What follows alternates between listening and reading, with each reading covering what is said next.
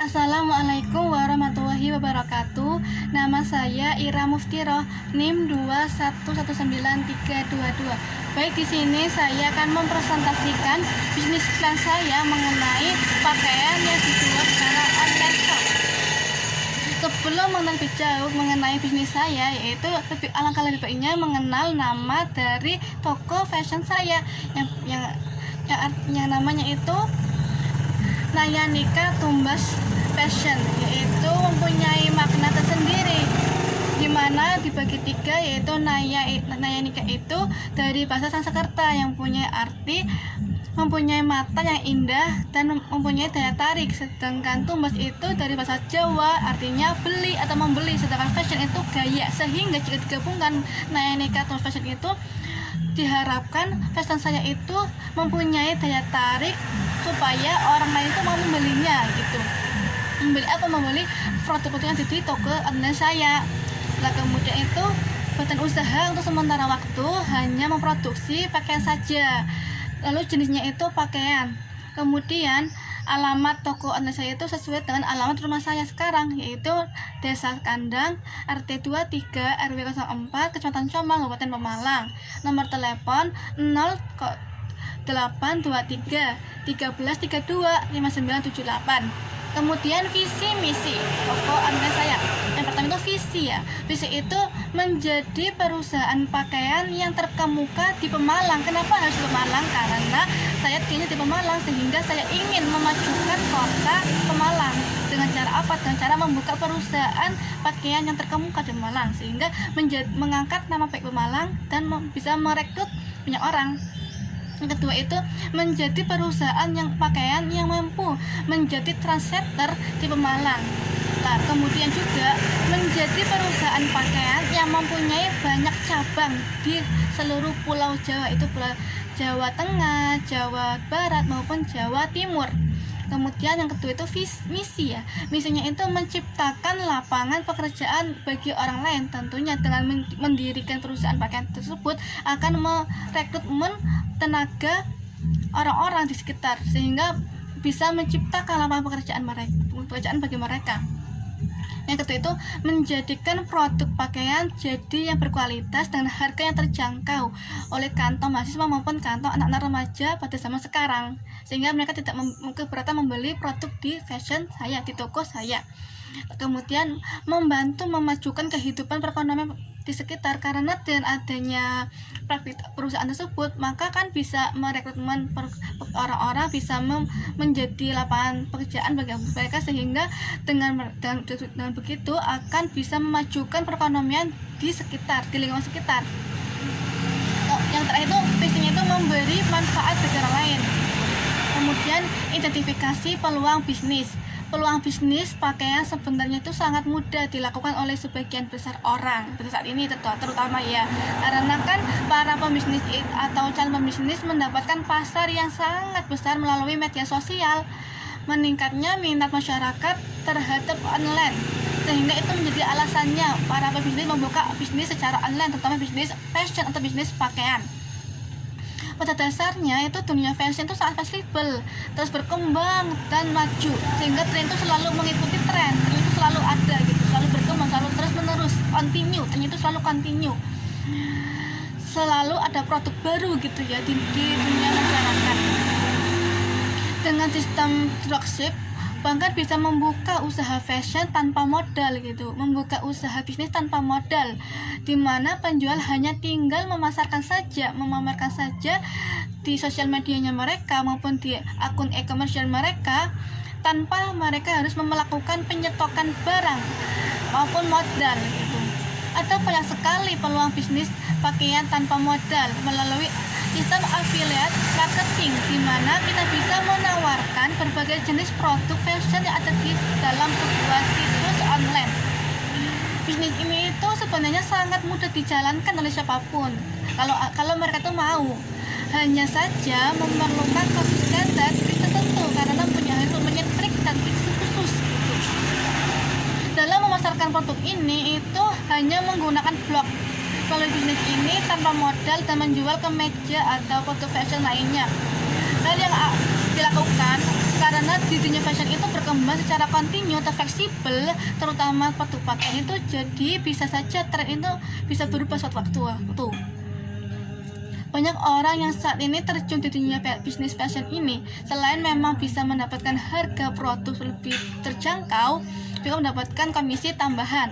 Kemudian mengenai produk yang saya tawarkan itu sebenarnya itu ada beberapa produk ya. Yang pertama itu ada fashion blazer panjang, ada kemeja, ada tunik, dan ada juga jumpsuit serta cardigan, di mana itu berbagai macam model, terdapat berbagai macam model, motif maupun ukuran dan warna kemeja, sangat bervariasi di antaranya. Motif kemejanya itu sangat bervariasi, ada kemeja kotak-kotak, kemeja batik, kemeja polos maupun kemeja bunga-bunga. Terdapat beberapa model kemeja, ukuran kemeja juga sangat variasi. Ada yang M, ada yang L maupun alsis. Lebar dadanya itu kurang lebih 100 cm. Warna kemejanya itu ya sangat banyak, mau merah, kuning, hijau, biru, orange, ungu, pink, coklat, krim, dan lain sebagainya. Banyak itu dari bahan wolfish, rayon maupun morcaps maupun katun juga. Selain kemeja itu kan ada tunik,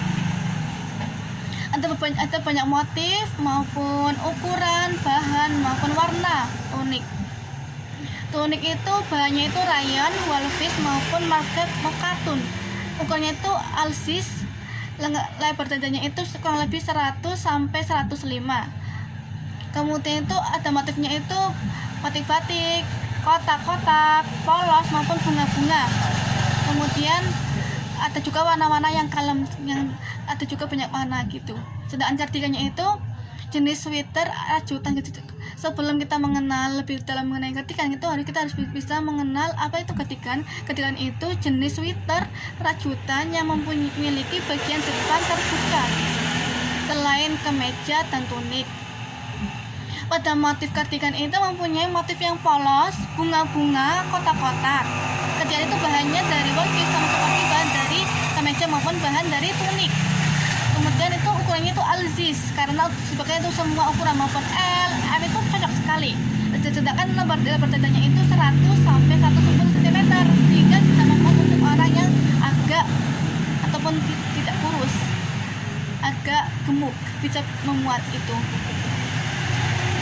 Dan satu lagi itu mengenai jumpsuit. Jumpsuit itu bahannya itu dari seperti bahan kemeja maupun bahan kardigan, itu sama, itu morcap maupun wolfish. Nah, sedangkan ukurannya itu sama seperti tadi, itu alsis, sama, maupun M maupun L itu bisa pakai. Kemudian harganya itu sangat bervariasi ya, ada mulai dari 40.000 sampai 50.000. Itu harganya sangat terjangkau untuk para mahasiswa maupun para generasi milenial maupun generasi Z seperti saya sekarang, saya ini. Kemudian terbelakang bisnis ya, alasan yang pertama saya memperkenalkan produk ini itu kayak karena tadi ya, karena kan manusia sekarang atau wanita itu lebih mementingkan pakaian mereka daripada mungkin diutamakan tadi ya, mungkin karena kan pakaian itu lebih utama bagi mereka, karena pakaian itu dipandang baik gitu.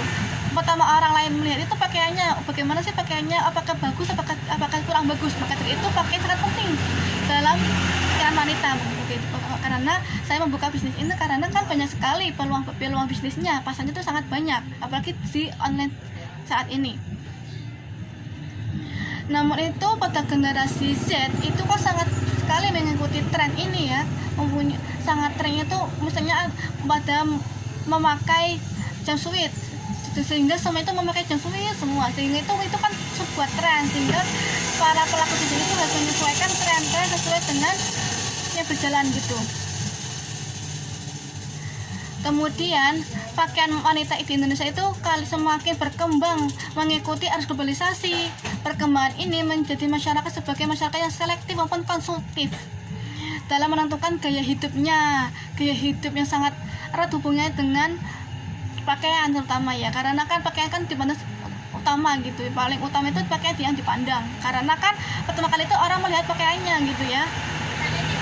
Sedangkan pakaian itu kebutuhan primer manusia, selain untuk melindungi dari juga bisa menentukan bagaimana kehidupan mereka gitu.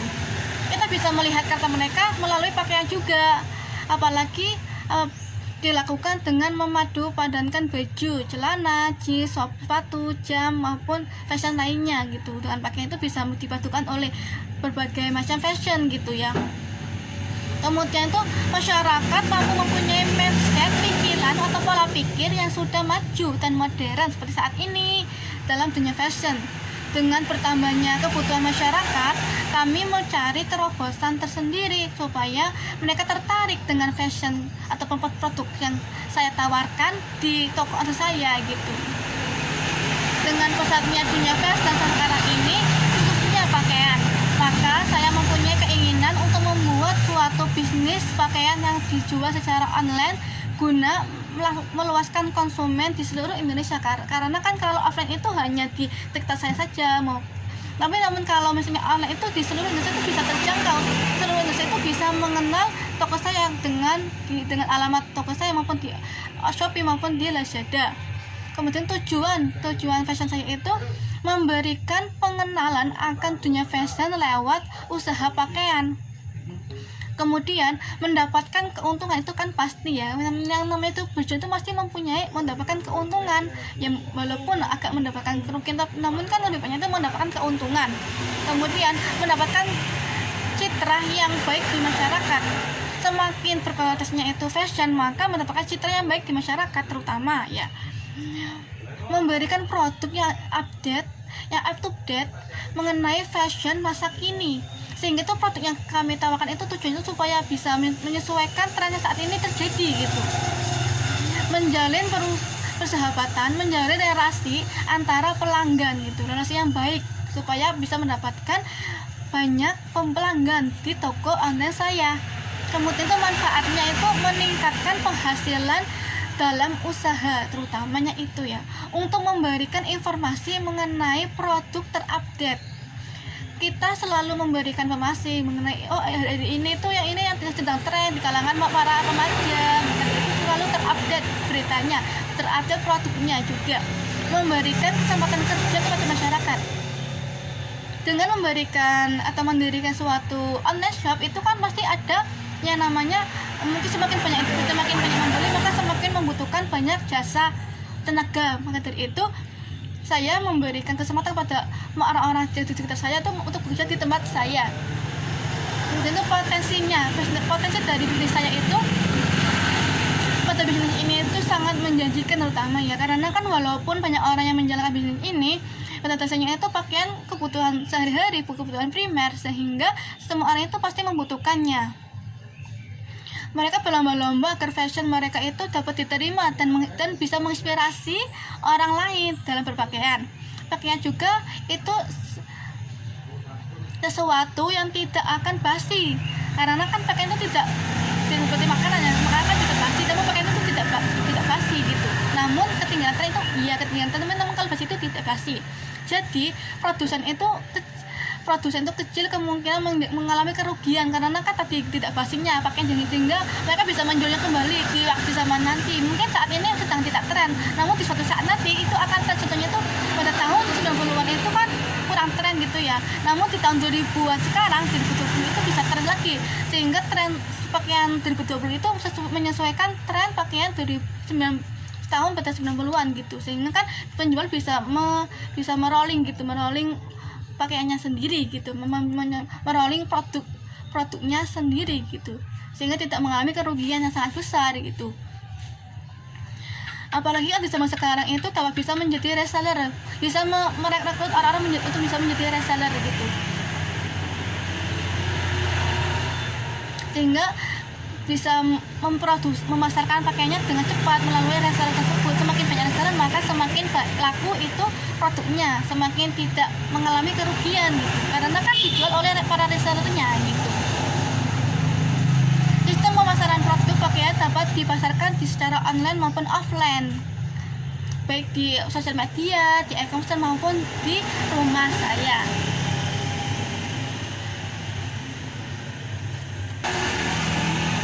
Kemudian pada waktu itu menerangkan mengenai analisis bisnis fashion saya. Yang pertama itu kekuatan atau strength itu target konsumen sangat banyak, karena kan semakin banyak konsumen kan sekarang kan pakaian itu sangat menjadi konsumtif bagi masyarakat, sehingga itu targetnya sangat banyak gitu. Harga yang ditawarkan itu sangat terjangkau.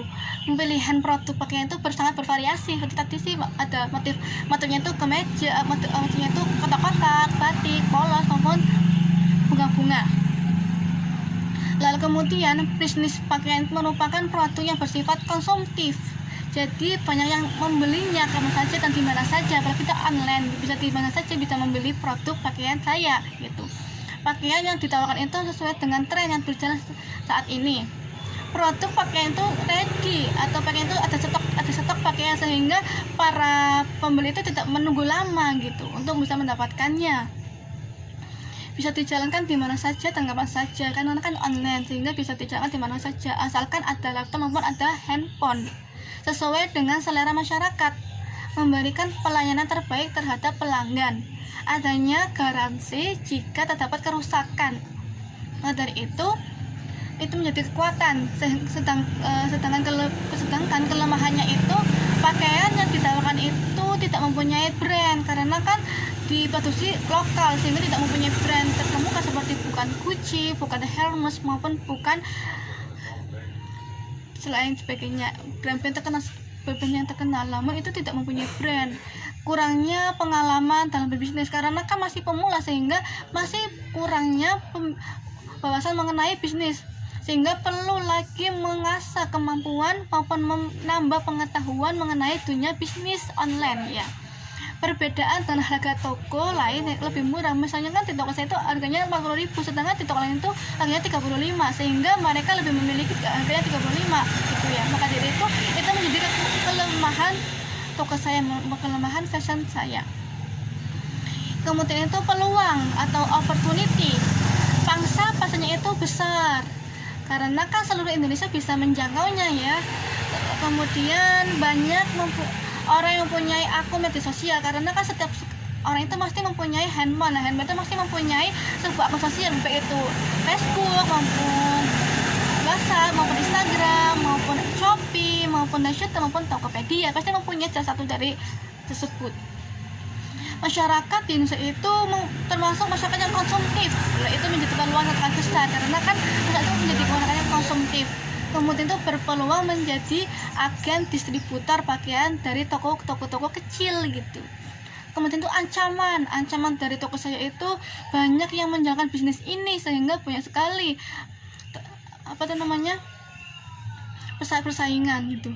Jika dalam pengirimnya kami melakukan kesalahan dan barang tidak sesuai dengan apa yang diharapkan, apa yang sesuai dengan foto yang dipasangkan di akun media sosial maupun di akun commercial, itu akan mendapatkan bintang 1 dan mendapatkan mungkin testimoni yang tidak sesuai dengan ekspektasi dari toko saya gitu. Kemudian pada bab 3 itu mengenai perencanaan bisnis, itu mengenai sasaran dan target bisnis. Saya itu karena pakaian itu sasaran itu para generasi Z, generasi muda, para generasi milenial, generasi alpha, orang tua. Namun utama itu saya memasarkannya itu generasi Z, generasi saya, generasi tahun 2020-an. Maksud saya tahun 2000-an. Karena kan generasi Z maupun generasi milenial itu sangat konsumtif ya, sangat mengikuti tren sama sekarang, sehingga akan mudah jika sasaran itu mereka. Asalkan kita mempunyai kualitas yang bagus, mempunyai harga yang terjangkau, maka mereka akan memilih brand saya, akan memilih toko saya, memilih produk pakaian saya. Maka dari itu akun saya itu harus mengutamakan kualitasnya dan juga harganya juga sesuai dengan kantong mereka, sehingga mereka akan membeli produk yang di toko saya. Kemudian itu selain anak muda, kan nanti kan anak muda ya target utamanya, itu kami tetap menargetkan orang lain seperti orang tua, anak-anak kan pakaian kan bisa dipakai oleh siapa saja, oleh generasi apa saja gitu ya. Karena banyak pakaian yang kami tawarkan melalui remaja sampai dengan orang tua sekaligus yang fashion terkini. Kemudian pembiayaan pembiayaan itu tuniknya itu kurang lebih harganya itu kalau satunya itu 48 bisa 45. Kemudian kemejanya itu 45.000 satu kemeja. Banyak sekali. Nama itu harganya itu sama, itu 45.000. Sedangkan jumpsuit itu harganya satunya itu 49.000. Ketika itu harganya 45.000. Sehingga jika di total itu bisa 187.000. Itu kan kemeja, sehingga itu saya mempunyai stok kemeja itu 16 PC, sedangkan toinya itu 9 PC, jumpsuitnya itu ada 5 PC, kemudian ketiganya itu ada 8 PC, sehingga 38 PC itu senilai ataupun harga satuannya itu sampai 187.000. Kemudian analisis barang beli ya, saya membeli barangnya itu di toko lain itu 30.000, namun saya menjualnya itu 45.000, itu kemeja. Kemudian toniknya itu saya membeli tonik itu harganya 35.000, namun saya menjualnya itu 48.000. Kemudian kardigan saya membelinya itu dengan harga 35.000, namun saya menjualnya itu dengan harga 45.000. Sedangkan jumpsuit itu saya membeli itu 35.000 dan saya menjualnya itu harga 45.000. Lah sedangkan kan 16 biji kemeja itu kan 16 biji ya. 16 biji itu dikali 35.000 itu hasilnya itu 480.000. Kemudian tuninya itu 9 biji. 9 itu 35.000 dikali 9 itu hasilnya 315.000. Kemudian jumpsuitnya itu ada 5 biji, sehingga itu dikalikan 35.000 itu ada 175.000. Sedangkan kardigan itu ada 8 biji, itu dikali 35.000 itu ada 280. Sedangkan totalnya itu ada 38 biji, sehingga totalnya itu ada 1.250.000. Saya itu membeli itu totalnya itu 1.250.000. Kemudian laba saya itu jika 38 biji itu laku semua, sehingga menjadi 500.000. Itu laba saya jika itu totalnya itu laku semua.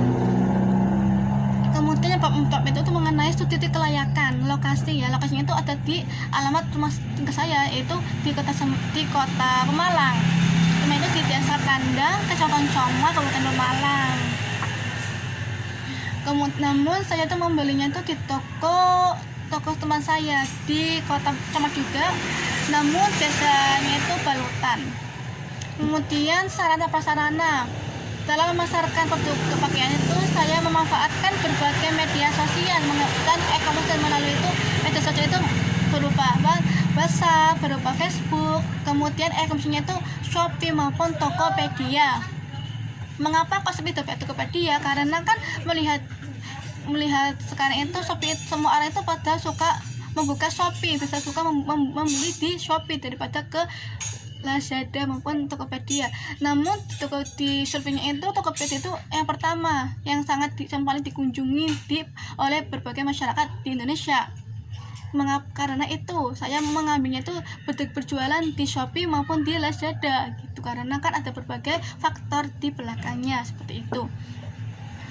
Kemudian semua sarana ini bisa dilengkapi dengan menyediakan suatu wadah konsultasi, baik melalui chat WhatsApp maupun DM Instagram maupun di inbox Facebook maupun di chat Shopee maupun di Tokopedia.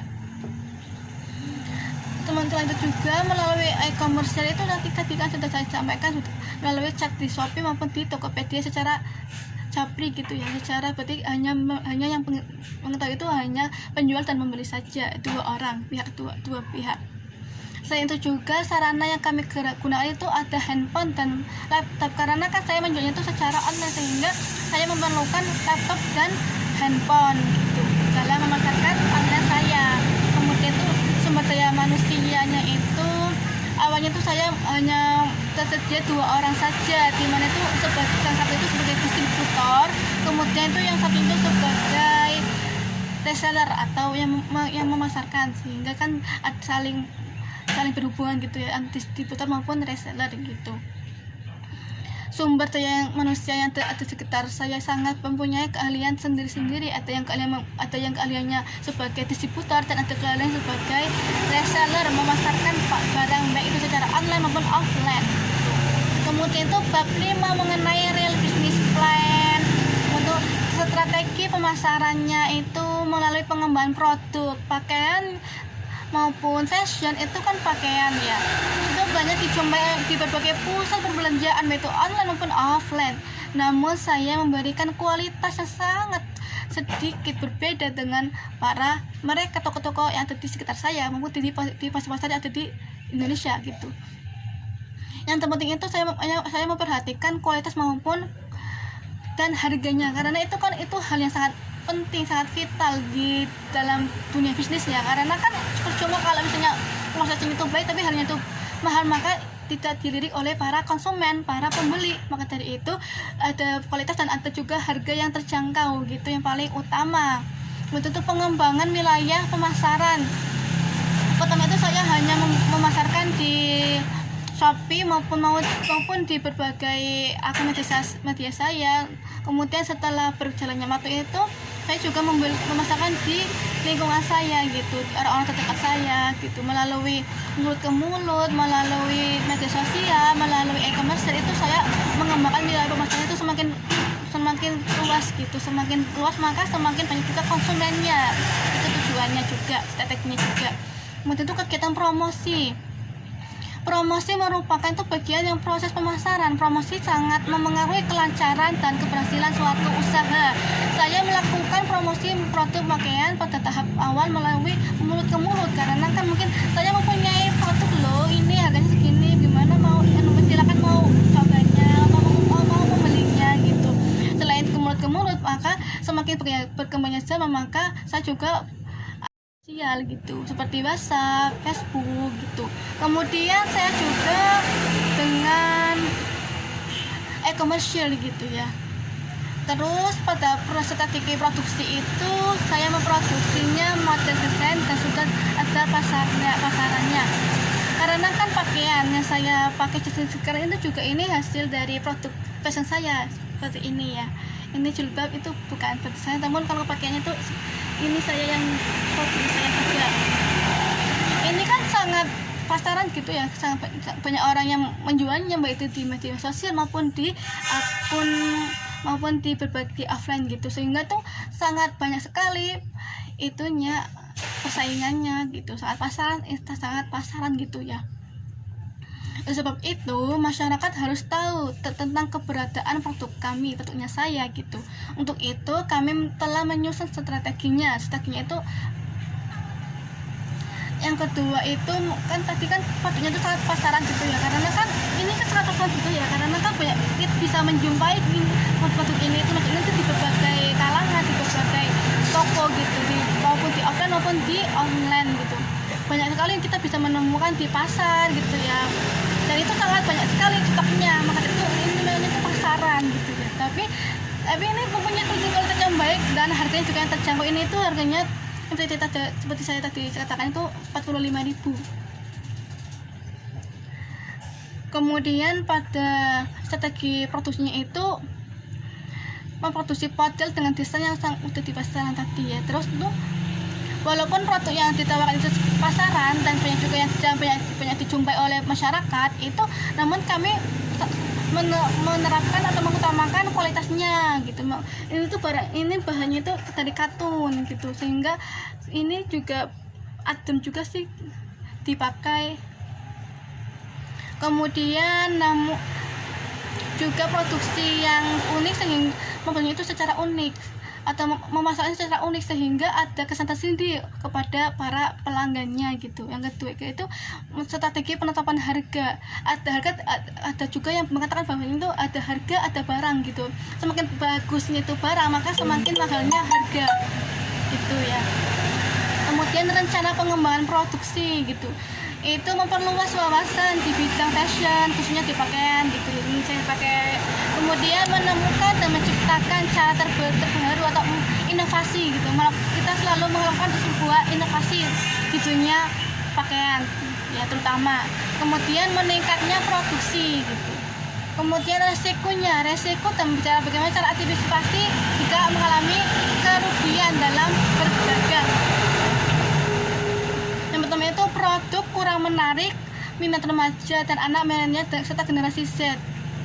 Itu kan resikonya seperti itu karena kan tadi ya, karena pas tadi sehingga produk itu kurang menarik. Bagaimana sih cara mengantisipasinya gitu. Kemudian itu juga produk yang pakai itu yang tidak itu pasaran, terus itu modelnya usaha gitu. Nah, bagaimana sih cara mengantisipasinya atau bagaimana caranya supaya bisa menarik di kalangan konsumen gitu, di kalangan anak muda itu bisa memilih dan memilah pakaian mana yang harus dikeluarkan, pakaian mana yang harus diproduksi, harus dijual, itu harus bisa memilah dan memilih gitu, supaya tidak membosankan bagi mereka, supaya mereka itu bisa tertarik dengan pakaian produk yang kami tawarkan, karena kan kami tidak memilah dan memilihnya, mensortir gitu ya. Kemudian itu antisipasi gitu, membuat petanya juga ya. Kemudian itu proses produksinya itu kami tidak memproduksi secara sendiri, namun kami itu hanya memasarkan saja. Ada juga yang menjadi distributor, namun kami itu hanya memasarkan saja melalui media sosial gitu. Kemudian analisis pasar, kan pasarnya itu sangat besar maupun di sosial media gitu. Kami para kaum wanita itu kan sangat hedon maupun konsumtif, sehingga kami itu sangat mempunyai peluang sangat besar gitu sih di dalam pasar tersebut gitu, karena kan mereka mempunyai daya sangat tinggi untuk berhubungan dan penampilan, karena kan mereka para kaum hawa itu sangat mengutamakan pakaiannya gitu, sehingga itu sangat menjadi peluang sangat besar untuk para pembisnis fashion gitu, terutama bisnis pakaian seperti saya sendiri gitu. Dengan menjalankan bisnis pakaian ini itu pemasarannya itu sangat banyak, sehingga pemasarannya itu di media sosial, di Facebook, di WhatsApp, di e-commerce itu seperti di Shopee maupun di Lazada maupun di Tokopedia gitu. Karena kan semakin banyak sekarang pada mempunyai banyak yang menggunakan Shopee gitu, sehingga kami para pebisnis harus menyesuaikan minat mereka, menyesuaikan keinginan mereka, menyesuaikan tren yang di sekarang. Kemudian analisis persaingan. Dalam bisnis ini itu banyak orang yang menjalankan bisnis ini, jadi pesaing itu sangat banyak, sangat ketat juga. Maka dari itu kita para pebisnis itu harus sering berinovasi, berlomba-lomba untuk melakukan inovasi dalam dunia pakaian. Kita harus mempunyai strategi yang sangat baik, mempunyai strategi yang sangat menarik supaya mereka memilih produk kami, bukan produk dari orang lain maupun produk dari toko lain. Mungkin cukup sekian yang saya sampaikan, kurang lebihnya mohon maaf. Terima kasih. Wassalamualaikum warahmatullahi wabarakatuh.